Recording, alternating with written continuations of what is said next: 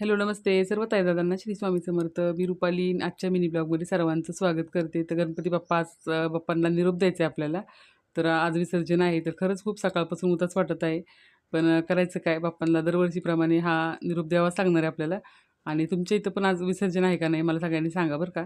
तर चला, मुलांनी अंगण वगैरे सगळं स्वच्छ केलं. तोपर्यंत परीने रांगोळी काढली आणि परीची रांगोळी होईस्तोपर्यंत मी देवपूजा केली आणि स्वयंपाकही करायचा होता.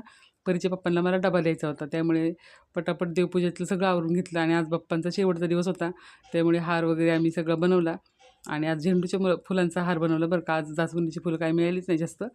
तर मग जी फुलं होती ती देवबाप्पाला वाहिली आणि झेंडूचा हार घातला आणि तेही परीने बनवला याचा हार. तर परीने बनवलेला झेंडूचा हार खरंच खूप छान दिसत आहे बाप्पांना. आणि बाकीची देवपूजा तर मी केली होती. जास्वंदीची जी फुलं थोडीफार मिळाली ती मी आपल्या नेहमीच्या देवपूजेत वापरली आणि बाप्पांसाठी एकच फुल ठेवलं होतं जास्वंदीचं आणि बाकीची पूजा तर छानपैकी आवरून घेतली आणि मग स्वयंपाकासाठी गेले होते. आणि जो आपला तवा होता माझा तो एकदम क्लीन केलेला तुम्हाला मी पूर्ण मोठा ब्लॉग येणार त्यात तुम्हाला दिसेलच. आणि तो कसा क्लीन केला तो सुद्धा तुम्हाला त्या व्हिडिओमध्ये पाहायला मिळेल. तर तुम्ही सगळ्यांनी व्हिडिओ नक्की पहा. कसा वाटतो कमेंटमध्ये नक्की सांगा.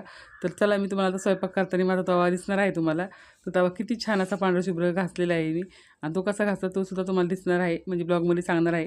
तर नक्की सगळ्यांनी व्हिडिओ पहा. कसा वाटतो कमेंट करून नक्की सांगा. श्री स्वामी समर्थ. जय जय स्वामी समर्थ.